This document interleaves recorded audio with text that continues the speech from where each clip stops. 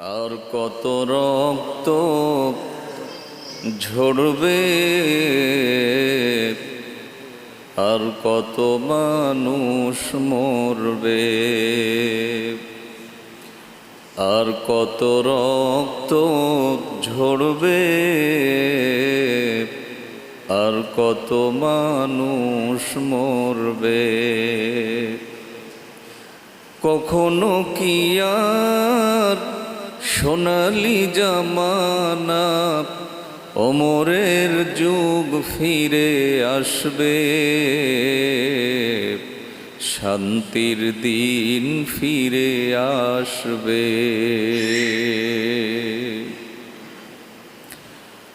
আলহামদুলিল্লাহ রাব্বিল আলামিন, আসসালাতু ওয়াসসালামু আলা সাইয়্যিদিল আমবিয়া ওয়াল মুরসালিন ওয়া আলা আলিহি ওয়া আসহাবিহি আজমাইন। মুআজ্জাজ হাজিরিন, আলোচনার প্রারম্ভে সে মহান আল্লাহ সুবহানাহু ওয়া তাআলার দরবারে শুকরিয়া জ্ঞাপন করছি যে আল্লাহ সুবহানাহু ওয়া তাআলা আজকের এই বরকতপূর্ণ মাস, বরকতপূর্ণ দিন,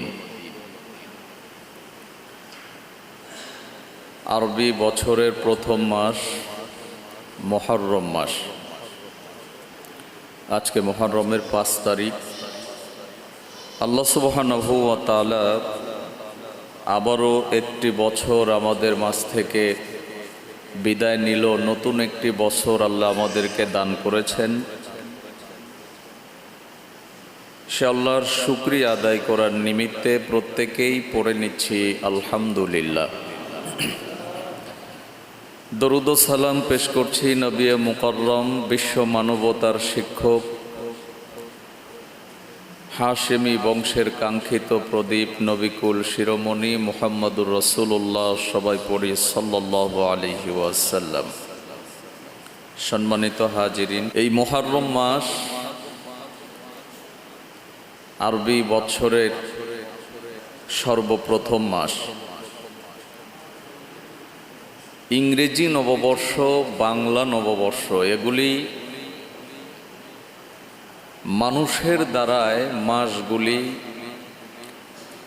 কিন্তু পৃথিবী সৃষ্টির পর থেকেই মাস কয়টা হবে আল্লাহ সুবহানাহু ওয়া তাআলা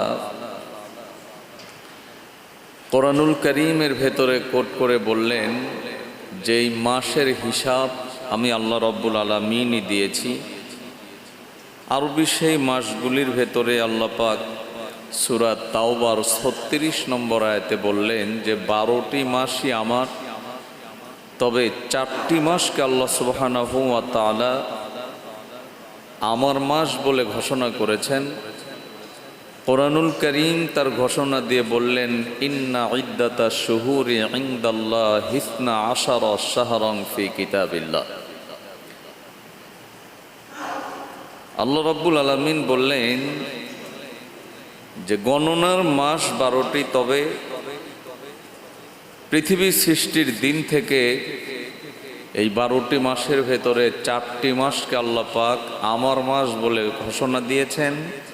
এই 4টি মাসের 1 নম্বর হলো যুলকাদ, 2 নম্বর যুলহাজ, 3 নম্বর মুহররম এবং 4র্থ নম্বর হলো রজব। এই 4টি মাসকে আল্লাহ পাক বললেন শাহরুল্লাহিল মুহররম, এই 4টি মাস হলো আমার। এখানে বুঝতে হবে যে 4টি মাস আল্লাহ বললেন শাহরুল্লাহিল মুহররম, এই 4 মাস আমার, তাহলে বাকি মাসগুলি কি আল্লাহর না? অবশ্যই। মুফাসসির বর্ণনা করলেন আল ইজাফাতু লিত-তাযীম, আল্লাহ পাক এই তাজিমের জন্য ইজাফাত করে দিছেন, অর্থাৎ সম্মান সূচক আকারে এই কথাটা আল্লাহ রাব্বুল আলামিন বর্ণনা করেছেন। এখন এখান থেকে আমাদের জানার ব্যাপার হলো যে মুহররম মাস বলতেই আমাদের মনের ভেতরে একটি ধারণা আসে যে কারবালা। খুব ভালো করে খেয়াল করবেন, টেলিভিশনেও একের পর এক আমরা নিউজ শুনি যে নবী দৌহিত্র তিনার শহীদ দিবস সেই ঐতিহাসিক কারবালা। এখন এখান থেকে একটি জিনিস আমাদেরকে বুঝতে হবে যে কারবালা আগে না এর আগেও কোনো কিছু ছিল। ইতিহাস থেকে জানা যায় হুসাইন রাদিয়াল্লাহু তাআলা আনহু শাহাদাতের অন্তত 50 বছর আগে এই মুহররমের অবস্থান। তো পৃথিবী সৃষ্টির পর থেকেই যদি সম্মানের মাস এই 4টা হয়, তাহলে শুধু কারবালাকে মিন করে মুহররম নয়, বরং এর আগে পরে অনেক ইতিহাস আছে। আমরা শুধু কারবালাকেই এখানে একটি বেশি স্থান দিয়ে ফেলেছি। রাসূল সাল্লাল্লাহু আলাইহি ওয়াসাল্লামের ওফাতের 50 বছর পর 61 হিজরিতে মুহররম মাসের 10 তারিখ শুক্রবার ইরাকের কারবালা নামক স্থান, সেই জায়গায় নবীর উম্মতদের ভেতরের কিছু দুষ্কৃতিকারীর দ্বারায় নবী দৌহিত্র হযরত ইমাম হুসাইন রাদিয়াল্লাহু তাআলা আনহু তিনি সহ সপরিবারে তারা শহীদ হয়েছেন। ইন্না লিল্লাহি ওয়া ইন্না ইলাইহি রাজিউন। এই ব্যথায় গোটা মুসলিম উম্মাহ ব্যতীত হবে, এটাই স্বাভাবিক। তবে শুধু এটাকে মিন করে বাকি সবগুলিকে হাইড করে দেওয়া এটা চলবে না। এজন্যে আমরা এই তথ্যগুলি অবশ্যই জানব। রাসূল সাল্লাল্লাহু আলাইহি ওয়াসাল্লাম বিদায় নিলেন, খেলাফতের দায়িত্বে আসলেন হযরতে আবু বকর রাদিয়াল্লাহু তাআলা আনহু। তো হযরত আবু বকর রাদিয়াল্লাহু তাআলা আনহু তিনি মাত্র 2 বছর 3 মাস দায়িত্ব পালন করলেন। আবু বকর রাদিয়াল্লাহু তাআলা আনহু সিনিয়র সাহাবীদের সাথে পরামর্শের ভিত্তিতে খেলাফতের দায়িত্বে দেন হযরত ওমর ফারুক রাদিয়াল্লাহু তাআলা আনহু। তিনি 10 বছর 6 মাস দায়িত্ব পালন করেছেন। কয় বছর? 10 বছর 6 মাস। এরপরে হযরত ওমর রাদিয়াল্লাহু তাআলা আনহু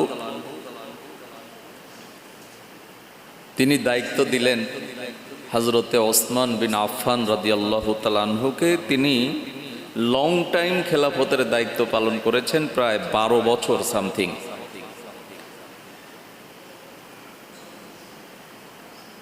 এই সাহাবায়ে কেরামদের ইতিহাস অত্যন্ত করুণ ইতিহাস। হযরত ওসমান রাদিয়াল্লাহু তাআলা আনহু তিনি 12 বছর সামথিং যখন দায়িত্ব পালন করছিলেন, তার শেষের দিকে হযরত ওসমান রাদিয়াল্লাহু তাআলা আনহুকে ঠিক একই দুষ্কৃতকারীরা তারা হত্যা করে ফেলল। কিভাবে? হযরত ওসমান রাদিয়াল্লাহু তাআলা আনহু তিনি বাসায় ছিলেন, তার বাসার চারপাশে ঘেরাও করে প্রাচীর টপকিয়ে উপরে গিয়ে হযরত ওসমান রাদিয়াল্লাহু তাআলা আনহু তিনি কোরআনুল কারীম তেলাওয়াত করছিলেন। তিনাকে কোরআনুল কারীম তেলাওয়াত করা অবস্থায় কোরআন শরীফের উপরে রেখে এরা পৃথিবীর জমিন থেকে বিদায় করে দিয়েছিল। নাউজুবিল্লাহ পড়ি।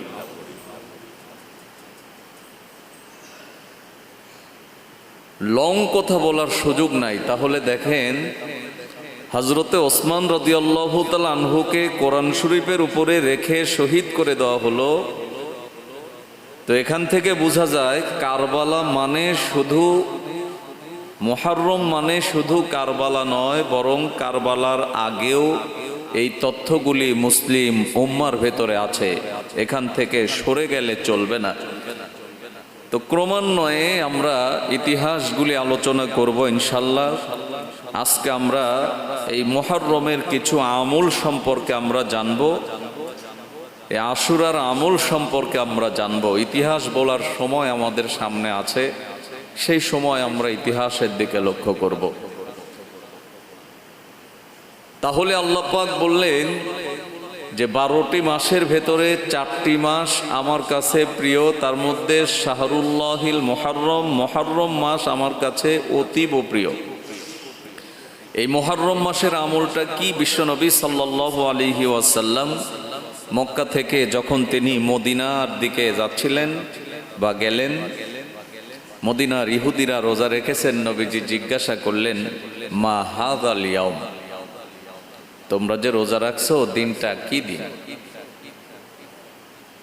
তো তিনারা বললেন যে এই দিন আমাদের নবী মুসা আলাইহিস সালামকে ফেরাউনের কবল থেকে আল্লাহ সুবহানাহু ওয়া তাআলা হেফাজত করেছিলেন, মুক্ত করেছিলেন। এজন্য আমরা তার স্মরণার্থে, সম্মানার্থে আমরা এই দিনে রোজা রেখেছি। আল্লাহ নবী সেই সময় বলেছিলেন, নাহনু আহাক্কু বি মুসা মিনকুম, তোমরা যে রোজা রাখছো এই রোজা রাখার বড় হকদার আমি মুহাম্মদ রাসূলুল্লাহ সাল্লাল্লাহু আলাইহি ওয়াসাল্লাম। কারণ তিনিও নবী, আমিও নবী, তিনাকে মুক্ত করেছেন। এজন্যে তোমরা যেহেতু রোজা রেখেছো, আমি মুহাম্মদ রাসূলুল্লাহ এই রোজা রাখার বড় হকদার। নবীজি সাল্লাল্লাহু আলাইহি ওয়াসাল্লাম সাহাবায়ে কেরামদেরকে বললেন, আগামী বছর মুহররম মাসের 10 তারিখে তোমরা রোজা রাখবা। কয় তারিখে বলেন? কয় তারিখে? তাহলে রোজা কয়টা? একটা। তবে তিনারা একটা রোজা রেখেছেন। নবীজি সাল্লাল্লাহু আলাইহি ওয়াসাল্লাম বললেন, তোমরা ইহুদি নাসারা খ্রিস্টানদের সাথে তোমাদের ইবাদতগুলিকে মিল করে দিও না। এই জন্যে নবীজি বললেন যে তারা যেহেতু একটা রোজা রেখেছে, তোমরা একটা না রেখে অন্তত 2টা রোজা রাখো। কারণ আমাদের ইবাদতের সাথে তাদের ইবাদত যেন মিল না পড়ে যায়। কিন্তু রোজা কয়টা? কয়টা? মূলত রোজা একটা। কিন্তু নবীজি সাল্লাল্লাহু আলাইহি ওয়াসাল্লাম এই কথাটা বর্ণনা করার নিমিত্তে সাহাবায়ে কেরাম 2টা রোজা রাখতেন। সম্মানিত হাজিরিন, নবীজি সাল্লাল্লাহু আলাইহি ওয়াসাল্লাম এই মুহররম মাসের সিয়ামের ব্যাপারে, রোজার ব্যাপারে তিনি বর্ণনা করেছেন, আফদলুস সিয়াম বা'দা রমাদান শাহরুল্লাহিল মুহররম। রমজানের রোজা ফরজ হওয়ার পূর্বে মুহররম মাসের রোজাটা ফরজ ছিল। কি ছিল? ফরজ ছিল। আল্লাহ নবী সাল্লাল্লাহু আলাইহি ওয়াসাল্লাম এই রোজার গুরুত্ব অত্যন্ত বেশি দান করেছেন। এখন এখান থেকে আমাদের জানতে হবে যে শুধু কারবালা এটা আমরা জানব, নবী দৌহিত্রকে সপরিবারে শাহাদাত বরণ করা হয়েছে, এজন্য আমরা শুধু কান্নাকাটি করব আর সিন্নি সালাত নিজেরা করব, তাজিয়া মিছিল করব, হাই হুতশ করব, চোখ মুছে বাড়িতে ফিরে আসব। মূলত এই কারবালার শিক্ষা, মুহররমের শিক্ষা এটা নয়। বরং মুহররমের শিক্ষা হলো তিনাদেরকে শহীদ করা কেন হলো, হযরত আলী রাদিয়াল্লাহু তাআলা আনহুকে শহীদ করা কেন হলো, হযরত ওসমান বিন আফফান রাদিয়াল্লাহু তাআলা আনহুকে কোরআন শরীফের উপরে রেখে কেন শহীদ করা হলো, এরা কারা, এটা জেনে এরপরে শিক্ষা নিয়ে সামনের দিকে অগ্রসর হওয়া, এটাই হলো মুহররমের শিক্ষা। আমি মনে হয় বুঝাতে পারি নাই। শুধু কান্নাকাটির নাম মুহররম মাসের শিক্ষা নয়, বরং ইতিহাস থেকে শিক্ষা নিয়ে নিজেকে তৈরি করার অবস্থানটাকে এই মুহররম মাসের মূল শিক্ষায় আমাদেরকে আদিষ্ঠিত হতে হবে। সম্মানিত হাজিরিন, আল্লাহ সুবহানাহু ওয়া তাআলা বললেন যে মানুষের জীবনে তো ভুল থাকবেই, তাহলে মুহররম মাসের এই শিক্ষা থেকে তোমাদের অবস্থানটা কি করতে হবে? আল্লাহ নবী সাল্লাল্লাহু আলাইহি ওয়াসাল্লামের কথা আল্লাহ পাক তিনাকে বর্ণনা করে বললেন যে নবী, তুমি জাতির লোকদেরকে বলে দাও তারা যেন বেশি বেশি তাওবা করে। কি করে? আমার সাথে একটু লক্ষ্য করে বলবেন, তারা বেশি বেশি কি করে? তাওবা করে। কেন তাওবা করবে? কারণ মানুষের জীবনে জেনে না জেনে, বুঝে না বুঝে, আরামে বিরামে, মুকিমে মুসাফিরে বিভিন্ন ক্ষেত্রে তাদের অপরাধের শেষ নাই। আমাদের অপরাধের শেষ আছে? গুনার কি কোনো অন্ত আছে? নাই। এজন্যে বেশি বেশি তাওবা করার কথা বললেন আল্লাহ পাক সূরা নিসার 31 নম্বর আয়াতে বললেন, ইন তাজতানিবু কাবাইরা মা তুনহাউনা আনহু নুকাফির আনকুম সাইয়্যাতিকুম ওয়া নুদখিলকুম মুদখালান কারীমা। আল্লাহ রাব্বুল আলামিন বললেন যে যেগুলি সম্পর্কে তোমাদেরকে নিষেধ করা হয়েছে, যদি তোমরা সেসব বড় গুনাহগুলি থেকে বেঁচে থাকতে পারো তবে আমি তোমাদের ত্রুটি বিচ্যুতিগুলি ক্ষমা করে দেব। অর্থাৎ বড় গুনাহ থেকে যদি আমরা বাঁচতে পারি, বলেন তো মানুষ হত্যা করা এটা ছোট গুনাহ না বড় গুনাহ? আমার সাথে একটু একমত পোষণ করবেন, ছোট গুনাহ না বড় গুনাহ? শিরক ছোট গুনাহ না বড় গুনাহ? এখন তো আমাদের সমাজ এমন হয়ে গেছে যে শিরক এটা কোনো গুনার মধ্যেই পড়ে না, আমাদের টেন্ডেন্সি যেন এমন হয়ে গেছে। অথচ আল্লাহ সুবহানাহু ওয়া তাআলার ঘোষণা হলো শিরক এটা বড় ধরনের জুলুম। এই জুলুমটা আল্লাহর সাথেই করা হয় যারা শিরক করে। তাহলে আল্লাহর সাথে যদি বড় জুলুম কোনো বান্দা করে আর এটাকে গুনাহই মনে না করে, বলেন তো বাঁচার কোনো পথ আছে? নাই। আল্লাহ পাক যেটা আদেশ করেছেন এটাকে অমান্য করা এটাও একটা বড় গুনাহ। এজন্য আল্লাহ পাক বললেন যে আমি যে কাজগুলি করতে তোমাদেরকে নিষেধ করেছি এই বড় গুনাহ থেকে যদি তোমরা বিরত থাকতে পারো তাহলে ছোটখাটো যেই ত্রুটি বিচ্যুতি যেই গুনাহগুলি আছে আমি আল্লাহ পাক তোমাদের জীবন থেকে তা মাফ করে দেব। সুবহানাল্লাহ। শুধু মাফই করব না, বরং অনুদখিলকুম মুদখালান কারীমা, তোমাদের জন্য এমন একটা সম্মানসূচক স্থান আমি তৈরি করে রেখেছি যেখানে তোমাদেরকে প্রবেশ করানো হবে। সুবহানাল্লাহি বিহামদি। সম্মানিত হাজিরিন, এটা হলো 1 নম্বর শিক্ষা, বেশি বেশি তাওবা করা। কার কাছে তাওবা করা যায় বলেন তো?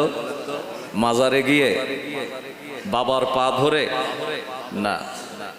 আমার দেশে আল্লাহর জন্যে যতটা না ইবাদত হয়, বাংলাদেশের জমিনে মাজার কেন্দ্রিক মানুষের টেন্ডেন্সি আরো বেশি হয়ে গেছে। রাস্তা দিয়ে যাচ্ছে একটা মাজার, গাড়ি থামিয়ে এই মাজারের জন্য 20 টাকা দান করলো। জ্যান্ত মানুষ এসে যদি ওর কাছেই হাত বাড়ায়, আমাকে কিছু সহযোগিতা করেন, ওর পকেট থেকে টাকা বের হয় না। তো টাকা কি মরা মানুষের দরকার না জিন্দা মানুষের দরকার? মরা মানুষকে টাকা দিয়ে আপনার লাভটা কি? কোনো লাভ নেই। যেখানে দেওয়ার দরকার সেখানে দেবেন। একজন অসহায় ব্যক্তি এসে আমার কাছে টাকা চাইলো, আমার পকেট থেকে 2 টাকা বের হয় না, অথচ যখন বিড়ালদা মাজার পাইলাম ওখানে গিয়ে 100 টাকার চকচকে নোটটা দিয়ে দিলাম, লাভটা কি হলো? সম্মানিত হাজিরিন, এজন্যে খুব ভালো করে লক্ষ্য করতে হবে আমরা তাওবা করব কার কাছে? আল্লাহর কাছে। 2 নম্বরে যে কথাটা আমি বলতে চাই তা হলো দাম্ভিকতা করা যাবে না। দাম্ভিকতা বুঝেন তো? আমার থেকে আপনারা ভালো বুঝেন।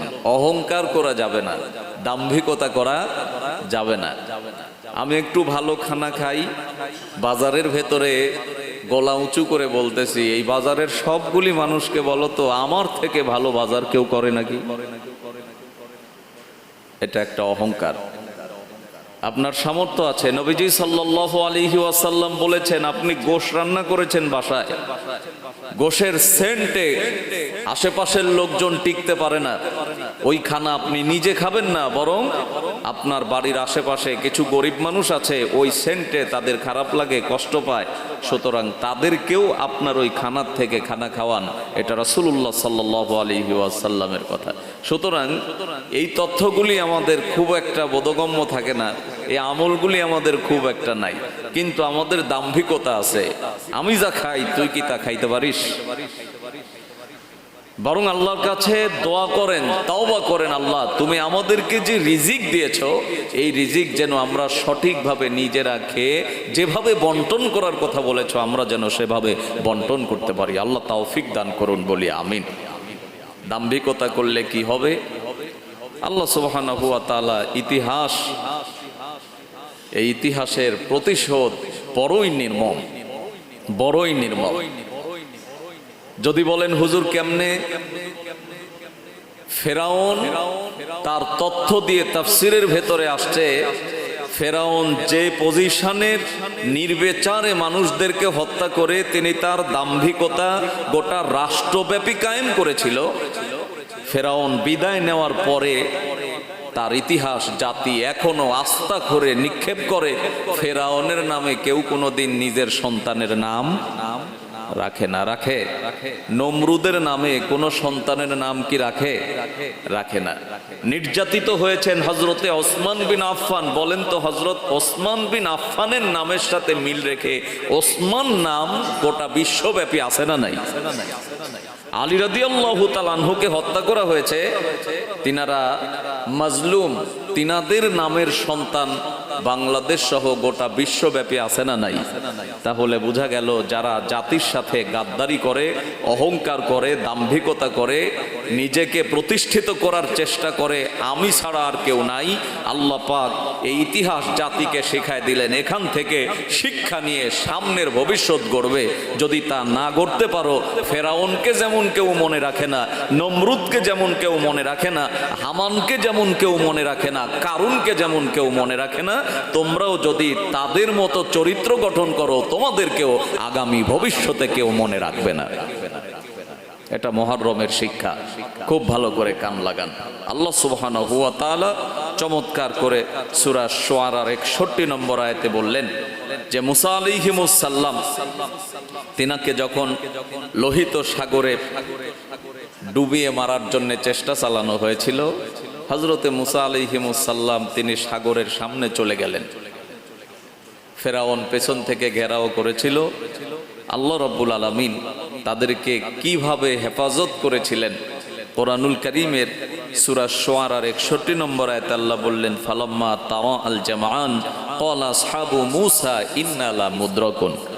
মুসা আলাইহিমুস সালাম বললেন, আল্লাহ আমি তো পাকড়াও হয়ে গেলাম, সামনে যে আমার সাগর, যাওয়ার মতো কোনো জায়গা নাই।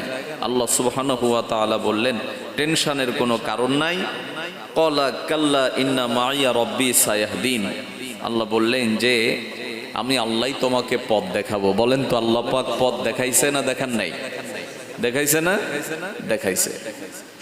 তো মুসা আলাইহিমুস সালাম আল্লাহর কাছে সাহায্য চাইলেন। আল্লাহ পাক পয়গম্বর মুসা আলাইহিমুস সালামকে সাহায্য করেছিলেন। পক্ষান্তরে আল্লাহ ডাক দিয়ে বললেন, ফাআওহাইনা ইলা মুসা আনিদ্রিব বিআসাকাল বাহর ফানফালাকা ফাকানা কুল্লা ফিরকিন কাত-তাউদিল আযীম। তোমার হাতে যে কি ছিল? মুসা আলাইহিমুস সালাম বললেন, আল্লাহ লাঠি, এর মাধ্যমেই তোমাকে সহযোগিতা করা হবে।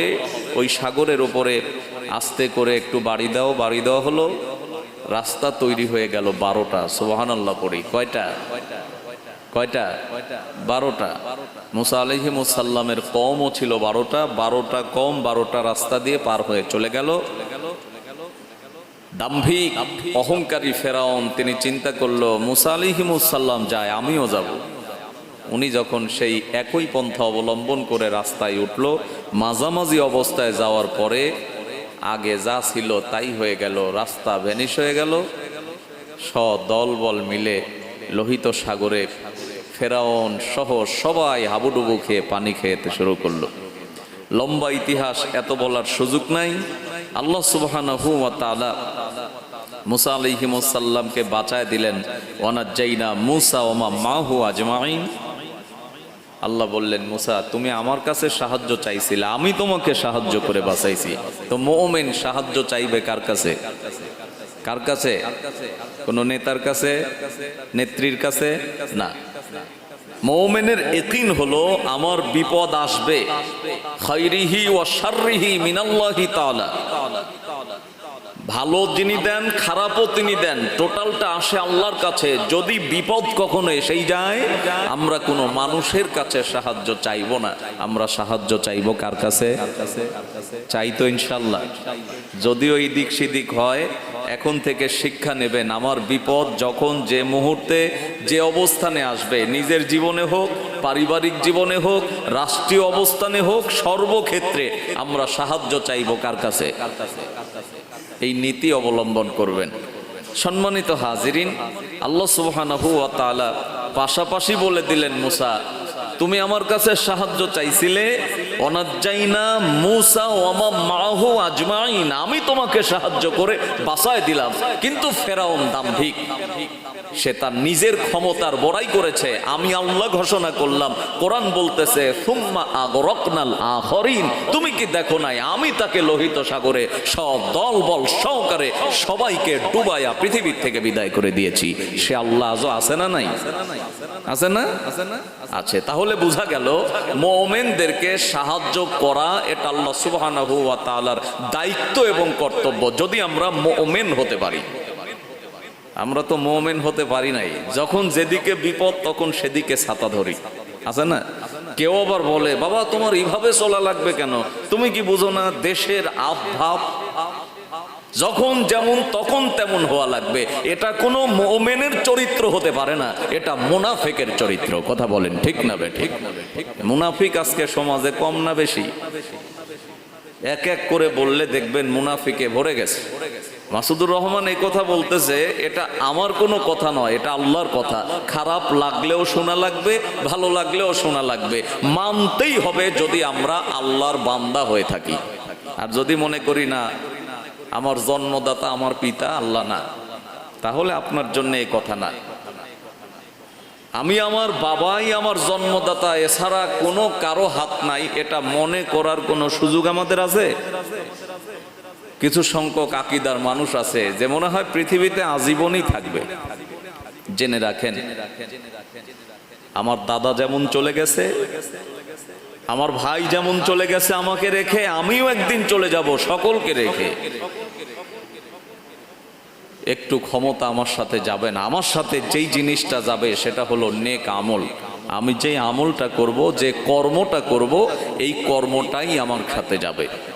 সম্মানিত তাওহীদি জনতা, এজন্য আমি আপনাদেরকে লক্ষ্য করে বলবো যে মুহররমের যে শিক্ষা, এই শিক্ষার অবস্থান থেকে আমি মাত্র দুইটা পয়েন্ট আপনাদের সামনে কথা বললাম। একটা হলো সর্বসম্মতিক্রমে সব সময় আমরা তাওবা করব কার কাছে?